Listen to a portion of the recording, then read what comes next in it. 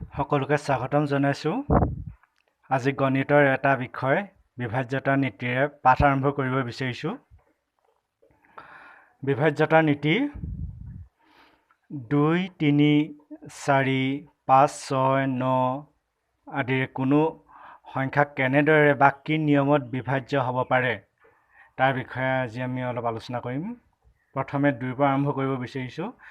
2ৰে তেতিয়াহে বিভাজ্য হ'ব যদি শেষৰ অংকটো 0, 2, 4, 6 বা 8 থাকে। অৰ্থাৎ এককৰ ঘৰ অংকটো 0, 2, 4, 6 বা 8 থাকিব লাগিব।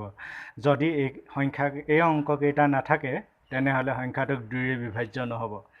এটা প্ৰশ্নৰ ফালৰ পৰা যদি আৰম্ভ কৰোঁ, তলৰ কোনটো সংখ্যা 2ৰে বিভাজ্য? এতিয়া আমি 4টা অপশ্যন দেখিছোঁ। ইয়াত আছে যে 511। এই 511ৰ যিটো এককৰ ঘৰ অংক 1 থকাৰ বাবে যিহেতুকে ই 0, 2, 4, 6 বা 8 নহয়, গতিকে ইয়াক 2ৰে বিভাজ্য নহয়। তাৰপিছত আমি দেখিছোঁ বিত আছে 56, 56ৰ এককৰ ঘৰ অংকটো 9, গতিকে এই 9 থকাৰ বাবে ই 2ৰে বিভাজ্য নহ'ব। এতিয়া তৃতীয় অংকটো যিটো 7214, 7214ৰ এককৰ ঘৰ অংকটো 4, আৰু যিহেতুকে 0, 2, 4, 6, 8 থাকিলে 2ৰে বিভাজ্য হ'ব পাৰে, গতিকে ইয়াত যিহেতুকে 4 আছে সেয়ে এই সংখ্যাটো 2ৰে বিভাজ্য হ'ব। অৰ্থাৎ আমাৰ শুদ্ধ উত্তৰ হ'ব চি।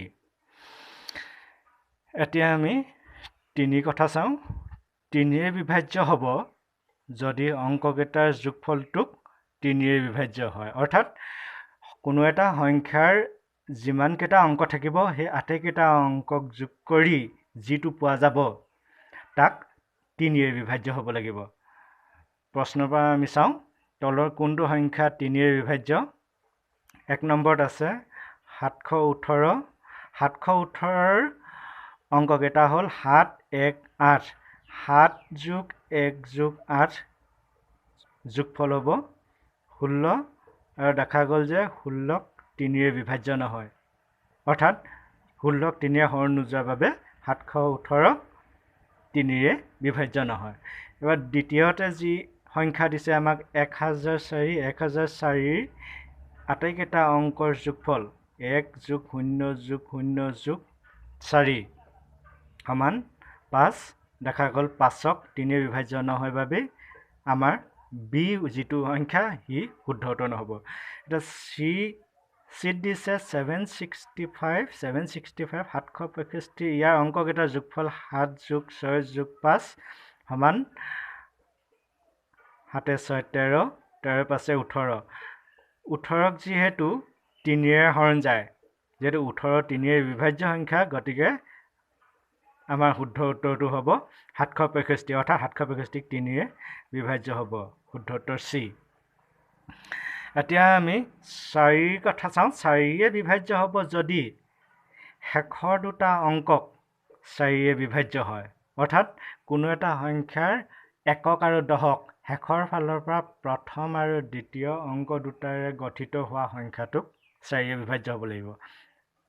আমি প্ৰশ্নটো চালে বেছিকৈ বুজি পাম। 3125 এই সংখ্যাটোক 4ৰে বিভাজ্য হয় নহয় আমি চেক কৰিম। 3125ৰ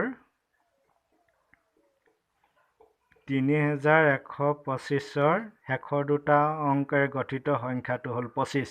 যিহেতু 25ক 4ৰে বিভাজ্য নহয়, সেয়ে 3125টো 4ৰে বিভাজ্য নহ'ব। ঠিক তেনেকৈ 2010ৰ একক আৰু দশকৰ ঘৰ অংক দুটাৰে গঠিত হোৱা সংখ্যাটো 10। গতিকে 10ক যিহেতু 4ৰে বিভাজ্য নহয়, সেয়ে বিও আমাৰ শুদ্ধ উত্তৰ নহয়। ঠিক তেনেকৈ 519ৰো একেই কথা। 519ৰ 1 আৰু 9 শেষৰ দুটা অংকৰে গঠিত সংখ্যাটো 19, আৰু 19ক 4ৰে বিভাজ্য নহয় বাবেই 519ও শুদ্ধ উত্তৰ নহয়। এটা আমি চাওঁ, ডিত আছে যিটো সংখ্যা সেই সংখ্যাটোৰ একক আৰু দশকৰ ঘৰৰ অংক দুটাৰ সংখ্যাটো হ'ল 72।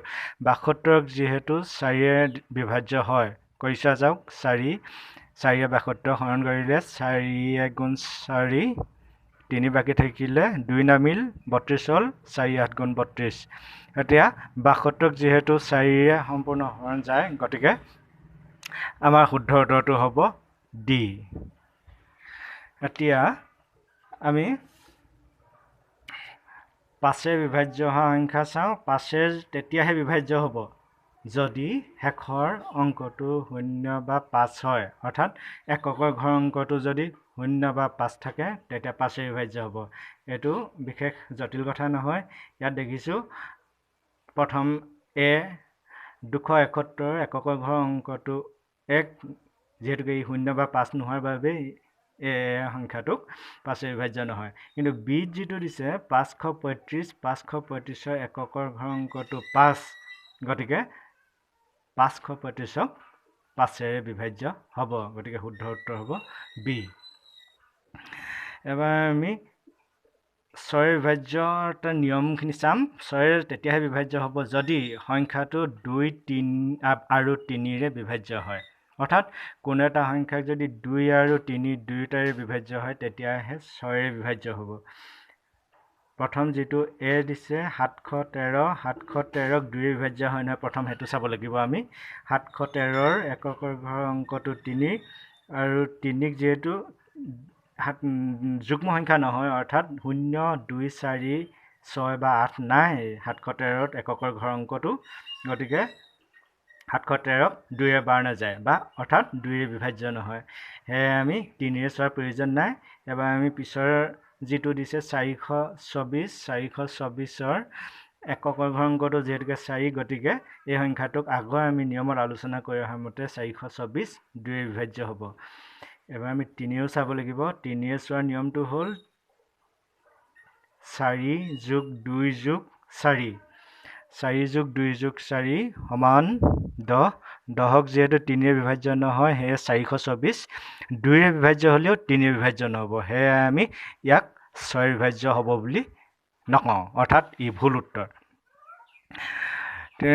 তেনেকৈ চিট দেখিছোঁ 170ৰ এককৰ ঘৰ অংকটো 7 যেহেতু হে ইয়াক 2ৰে বিভাজ্য নহয় 3ৰে চোৱাৰ প্ৰয়োজন নাই আমাৰ ডিত আছে 216ৰ এককৰ ঘৰ অংকটো 6 গতিকে 6 থকাৰ বাবে ইয়াক 2ৰে বিভাজ্য হ'ব 3ৰে বিভাজ্য হয় নহয় চাম 3ৰে বিভাজ্য হোৱাৰ নিয়মটো আমি আলোচনা কৰিছোঁ 2 + 1 + 6 আটাইকেইটা অংকৰ যোগফলটো উলিয়াব লাগিব 2 1 3 3 6 9 9 3ৰে বিভাজ্য হয় সেয়ে 216ক 3ৰে বিভাজ্য হ'ব দেখা গ'ল 216ক 2 আৰু 3 দুয়োটা অংকেৰে বিভাজ্য হয় গতিকে 216ক 6ৰে বিভাজ্য হ'ব গতিকে আমাৰ শুদ্ধ উত্তৰ হ'ব ডি এতিয়া শেষত আমি চাওঁ 9ৰে বিভাজ্য কেনেধৰণে হ'ব পাৰে 9ৰে তেতিয়াহে বিভাজ্য হ'ব যদি অংককেইটাৰ যোগফলটোক 9ৰে বিভাজ্য হয় অৰ্থাৎ কোনো এটা সংখ্যাৰ যিকেইটা অংক আছিল সেই আটাইকেইটা অংকৰ যোগফলটো 9ৰে বিভাজ্য হ'ব লাগিব অৰ্থাৎ আমাৰ ইয়াৰ নিয়মটো 3ৰে বিভাজ্য হোৱাৰ নিয়মতো একেই গতিকে 3ৰে যেনেধৰণে আমি চাইছিলোঁ 9ৰ ক্ষেত্ৰতো আমি একেধৰণে চাব লাগিব প্ৰথম দিয়া আছে 673ক 3ৰে বিভাজ্য হয় 9ৰে বিভাজ্য হয়নে চাম আমি ইয়াৰ তিনিটা অংকৰ যোগফল 16ক যেহেতু 9ৰে বিভাজ্য নহয় গতিকে 673 9ৰে বিভাজ্য নহয় তাৰপিছতে দেখিছোঁ আমি 4806 আছে 4806ৰ অংককেইটাৰ যোগফল শূন্যটো এৰি দিছোঁ 12 4 ইয়াতে 12 12 6 18 দেখা গ'ল 18ক 9ৰে বিভাজ্য হয় গতিকে 4806কো 9ৰে বিভাজ্য হ'ব গতিকে শুদ্ধ উত্তৰটো বি গতিকে বিভাজ্যতাৰ নীতিৰ পাঠটো ইমানতে সামৰিব বিচাৰিছোঁ যদিহে আপোনালোকে ভাল পালে তেনেহ'লে ছাবস্ক্ৰাইব কৰিবলৈ জনালোঁ ধন্যবাদ